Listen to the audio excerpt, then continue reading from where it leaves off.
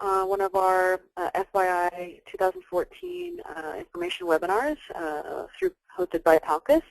We're very excited to have you here today.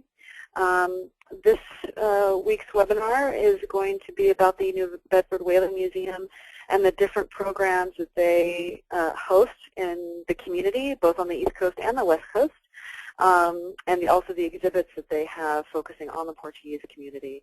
So we're very excited to have Christina Connet and Stephanie Moran here with the New Bedford Whaling Museum to present to us today. As far as questions go, everybody is on mute, so if you have a question, please type it into the chat box in the GoToWebinar console that should be on the right side of your screen. If you think of additional questions after the webinar, please send them to palcus@palcus.org, and we'll be happy to pass them on to Christina and Stephanie, or answer them as best that we can. And so without further ado, I'm going to go ahead and turn it over to Stephanie and Christina to introduce themselves and tell us a little bit more about their programs. Christina and Stephanie. Great. Thank you, Angela. This is Stephanie. I'm actually going to let Christina introduce herself first. Okay, this is Christina Connet. I'm Curator of Exhibitions and Collections at the New Bedford Whaling Museum, and I'm currently actually in San Francisco installing the exhibition that is due to open on Saturday to the public. And we have an opening reception a month later on September 30th, which Stephanie will go over shortly, but it's wonderful. The Maritime Museum at the National Historical has been extraordinarily helpful.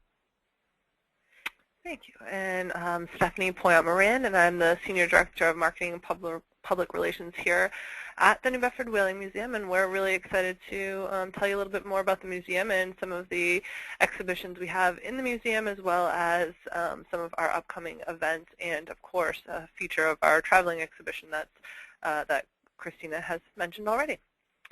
So I'll give a brief introduction to the museum. We are located in New Bedford, Massachusetts. We have more than 750,000 items in our collection. We're a 111-year-old institution founded by the whaling families of Greater New Bedford area.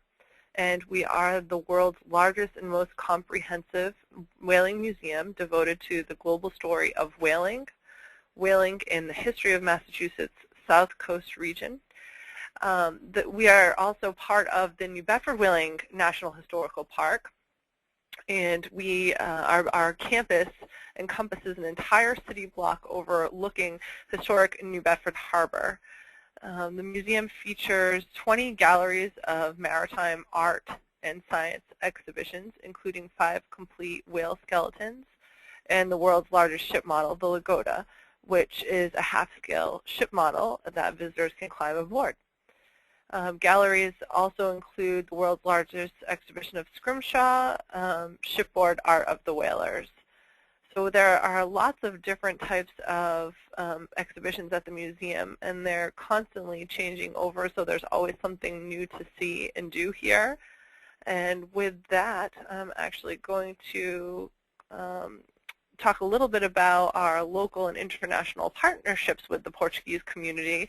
We are heavily involved in not only the New Bedford community, but the region and internationally with different government agencies and organizations in the Azores and Cape Verde and Madeira on a regular basis. We have visitors from those destinations here at the museum, and whenever they come over to the South Coast region, they always make it a priority to stop by the Whaling Museum. The museum really represents the cultural history of the Portuguese community here in the United States, and as a major partner, we make sure that we are always offering different types of events and exhibitions that are new and current and interesting for that audience. So with that, we also partner on a regular basis with groups like PALCUS and our local Azorean Maritime Heritage Society, the local University of Massachusetts Dartmouth, their Center for Portuguese Studies and Culture, the Portuguese Consulate in New Bedford here right now. Pedro, he's a major supporter of the museum, and we're constantly creating programming worked with him to bring new things to the museum and to the community. FLAD as an organization has been to the Whaling Museum this year, and we have had different types of partnerships with events that have taken place, including the Madeira Film Festival came to New Bedford for the first time this summer. We have FADU with the organization PACE has brought that here this summer and is coming back again in the fall. The Art Institute of New York and Culture Park are two different theater organizations as well that have partnered with the museum on a regular basis. So it's something that's constantly bringing new and exciting things to the museum for our community, and we're really honored to be part of that culture. So those are just to name a few. And Christina, I'm not sure if you wanted to talk a little bit more about some of the partnerships just in the last year that have come up. Sure. Well, certainly I've been at the museum for about a year, so the traveling exhibit, for example, that I'm out in California installing at the moment, that's been it's the result of an incredibly helpful collaboration with the Cape Verdean community.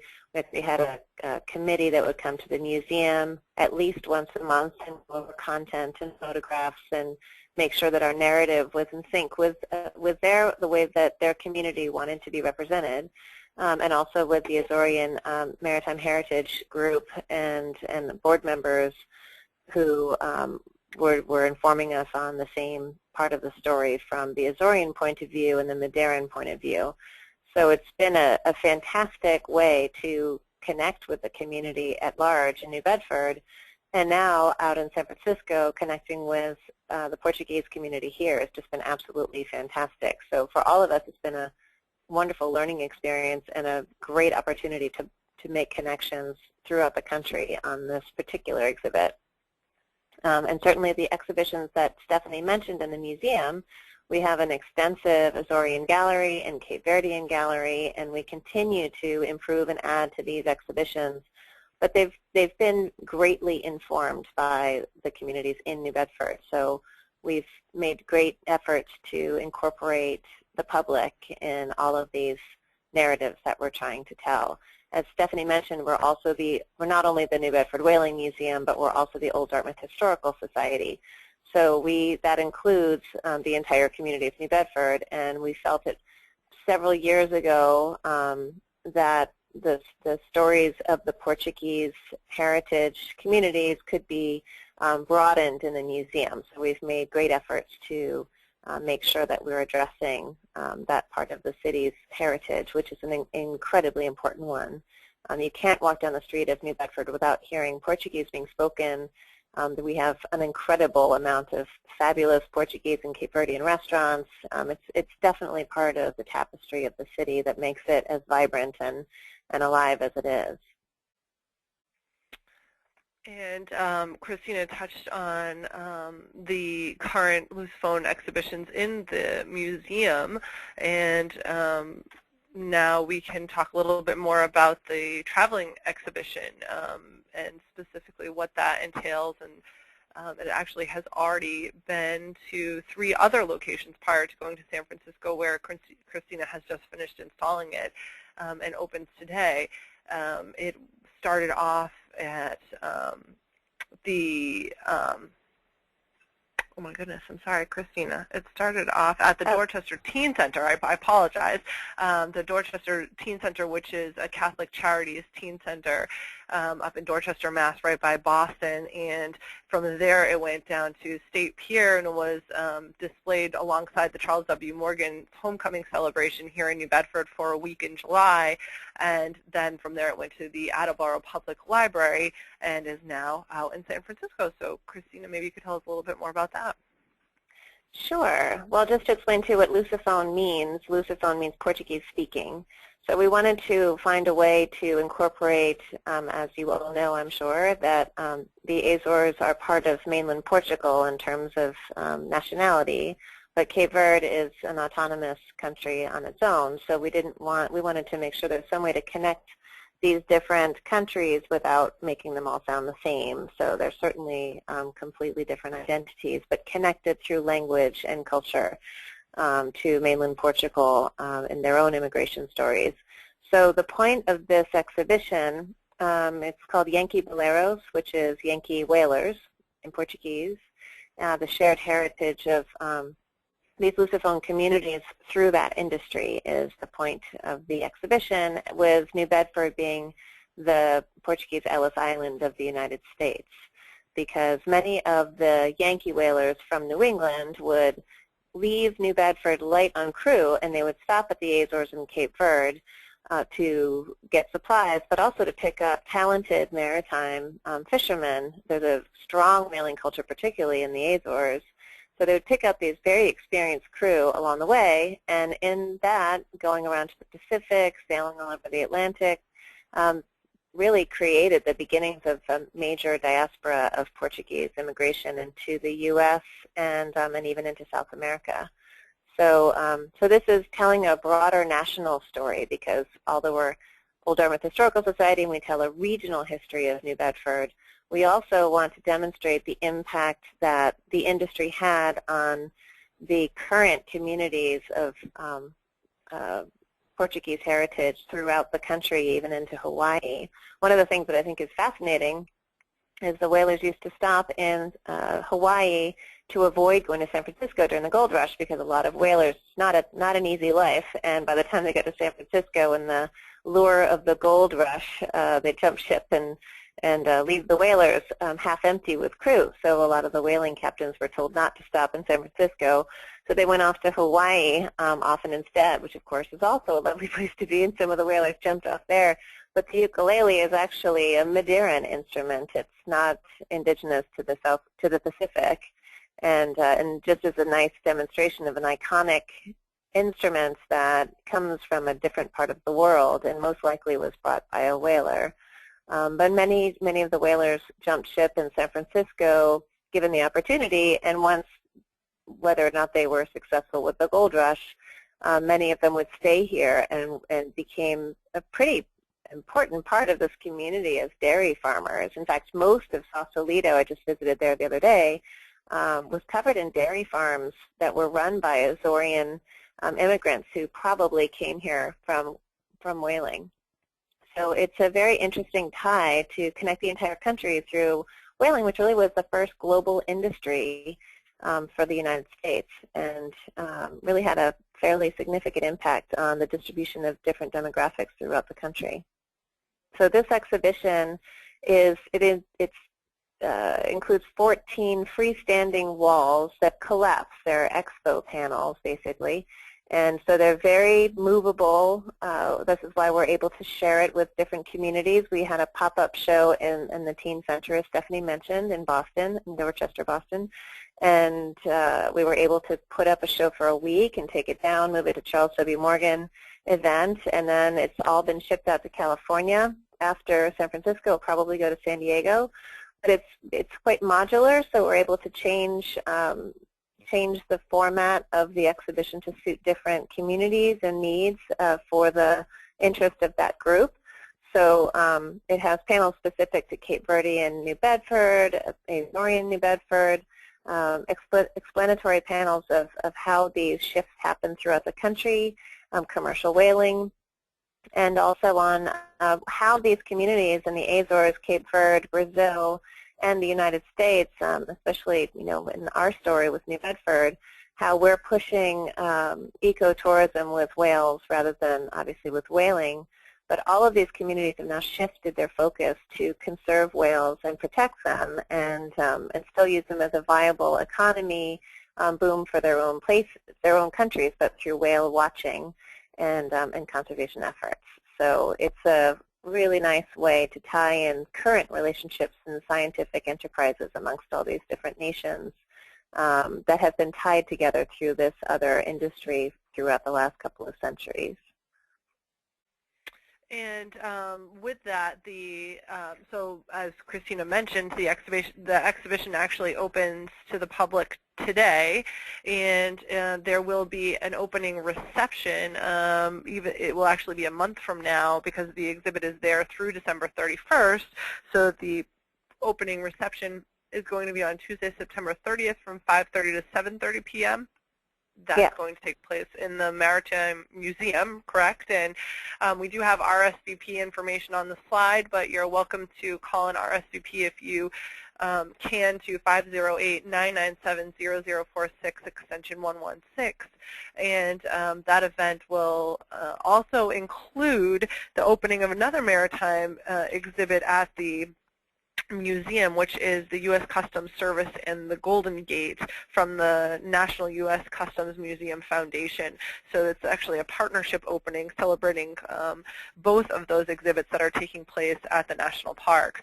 So again, that event is Tuesday, September 30th from 5:30 to 7:30.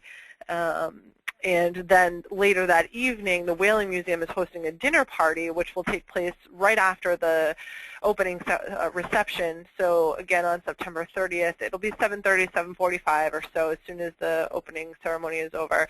And that will take place at McCormick and Coludo's, I think that's how you pronounce it, 900 North Point Street in San Francisco. And that those tickets are $75 per person, and they can be purchased by calling the same number or by visiting the Whaling Museum website. Also, you can visit the Whaling Museum website from the link provided in this slide to learn even more about the traveling exhibition. And that should be a spectacular event. The Maritime Museum is in the National Historic Park in San Francisco, right in front of the Ghirardelli building. And it's a spectacular location. You look right out over Alcatraz and over to Sausalito, and the restaurant is right across the street. But it's looking really fantastic. We've gotten a great reception from the Portuguese community here. The Consul General, Nuno Matias, just came by and saw the show yesterday, and he's spreading the word throughout the Portuguese community here. The Brazilian consul has also been contacted, and sounds like he's going to be quite enthusiastic about this. So we're getting fantastic support from the San Francisco community, which we're very, very thankful for. And our own Portuguese consul in New Bedford, Pedro Carneiro, has also been fantastic making these connections. So I think we'll get quite a great crowd, a very interesting crowd. There'll be some academics. There'll be a lot of local people of Portuguese descent. And this is a very underrepresented immigration story in the United States. So I think this is a very unique opportunity to learn a lot about how all of these different communities have been connected through maritime industry. So I greatly encourage you all to take the opportunity to come. And the Maritime Museum is just such a beautiful place to be, to spend the day. So so please come by and take a look at the show. I think you'll be very pleased with what you see. And then back over on the East Coast here at the Whaling Museum, we're really excited about our fall programming, where we have lots of great events coming up through some of our wonderful partnerships with community organizations that we mentioned earlier. So I'm going to speak about some of the Portuguese events coming up Portuguese-themed events coming up this fall. And we start with Thursday, September 11th. That is a partnership with Culture Park, which is a theater in New Bedford.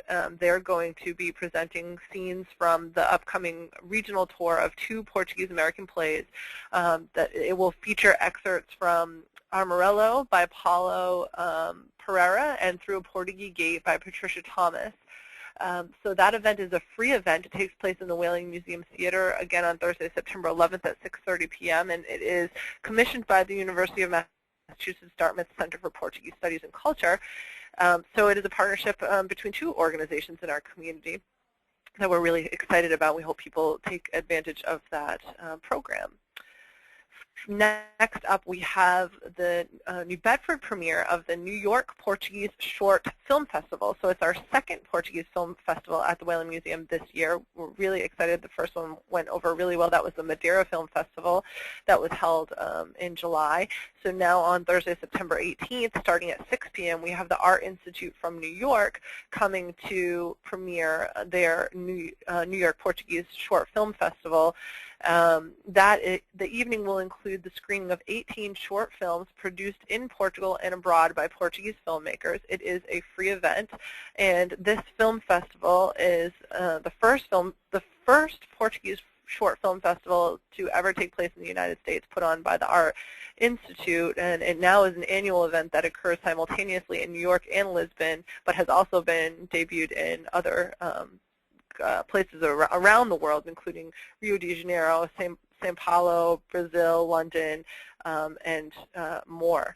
So we're really excited about that. Again, it's a free event, and we hope people can take advantage of that opportunity here at the museum. Oh, sorry, go ahead. Oh, no, when you're done, I'll explain. Okay. Just a couple more here. We have two more. We have a lecture hosted by the University of Massachusetts Dartmouth Center for Portuguese Studies and Culture taking place on Wednesday, September 24th. So that starts with a 6 p.m. reception followed by a 7 p.m. lecture with Otelo Saraiva de Carvalho, and he is a retired Portuguese military officer and chief strategist of the 1974 Carnation Revolution in Lisbon. So I think this will be a very interesting lecture. I'm really looking forward to hearing him speak. Lots of history, of course, something that's a little bit different from some of the other Portuguese programs we've had in the past. Again, this is a free event, and does begin with a reception with some refreshments. So please join us again on Wednesday, September 24th. And our last event is on Friday, October 17th, our last event for the fall, I should say. This is our second showing of Fado, but with different musicians this time around, presented by Pace and UMass Dartmouth. This is going to be Duarte Coxo and Sarah Correa join us for an intimate evening of Fado, and that's going to take place in the Museum Theater as well, and tickets are $35 a person and are available at the door, and proceeds benefit Pace for this particular event. So again, it was a huge success in the summer. We're really looking forward to welcoming new musicians, and that will take place Friday, October 17th at 8 p.m. So we hope you can join us for that. And I'm sorry I forgot about one more event in November. Culture Park is back again at the Whaling Museum. This time it's an event that supports their organization. So they'll be presenting the 12th annual Short Plays Marathon. And it's featuring staged readings of 25 original short plays by playwrights from around the globe, presented by an ensemble of regional and local actors and directors. So for more information, you can contact Culture Park directly, but admission is $20 a ticket. It's an entire afternoon and evening event, and those tickets can also be purchased at the door. So we do have a wide range of activities taking place here at the museum this fall. We're very excited about them, and we hope you can attend as many as possible. And I just wanted to mention quickly that in case you can't make it to San Francisco, if you go to our website and look at Explore Collections Traveling, you'll come to the traveling exhibit website. And we do have the panels that, again, they're 7.5 by 10 feet in real life, but they exist as JPEGs on our website. So anyone can look at them anytime to study the content. And we have had them translated into Portuguese, and they will look exactly the same, but with Portuguese text. And those should be available online by the end of today, I'm hoping. So if not today, then early next week. So those will be available online for anyone who can't make it to San Francisco. And it will be in San Diego, hopefully in the winter, and then it'll be available again on the East Coast. Well, thank you so much for joining us. Angela, I think that's all we have for now. I don't know if there's any questions out there. Thanks, guys. That was really really informative, and I'm just so amazed at all the different types of activities that you guys have planned. I'm hoping that there'll be good turnouts for everything, especially here in San Francisco. I hope we represent on the West Coast. Question about you have activity happening, throughout the end of the year, and I'm wondering, is this kind of your season for activity, or are there events throughout the whole year covering different items? Sure, that's a really good question. Well, it's really interesting because kind of similar to Christina, I actually started in February, a little bit after she did, and I can tell you that we had a whole host of, we actually had a Portuguese-themed series that happened this summer. So what we find is the more we do, the more people want to partner with us, and the more programming we have all year round. So this series is almost an exact continuum of the series that we had over the summer, in the sense that the sense of numbers of events. So we're hoping it continues over the whole year. I would say we're probably a little bit lighter on programming in the January, February, but other than that, things pick right up again starting March, April, as soon as the spring comes around, and we're always open to adding programming, at a moment's notice. So we're always looking for partnerships and opportunities to offer programming that's affordable and interesting and different, and brings in as many people as possible. That was the next question, that if anybody was interested, in bringing the exhibit to their organization or to their museum out there, should they just contact you directly? Yes, they can contact me directly. This is Christina, and we are more than happy to discuss options with anyone who's interested. Okay, great. So we unfortunately don't have any other questions, but I think that's just because the information was so thorough and really well done. So with that, I'll just wrap it up here. The webinar archive will be on YouTube, so if you wanted to go back and watch this webinar, it will be on YouTube as well as on our website and Facebook page. We encourage you to share this resource with family and friends, so you can encourage other people to attend all of these wonderful events that are happening both on the East and the West Coast. And with that, we thank you all for attending, and hope you have a great weekend. And thank you again, Christina and Stephanie. Thank you so much for having us. This has been wonderful. Thank you. Excellent. All righty. Have a great weekend. Thank you. Great. Thank you. Bye-bye. Bye-bye. Bye-bye. Bye, Christina. Thank you. Thank you. Bye-bye.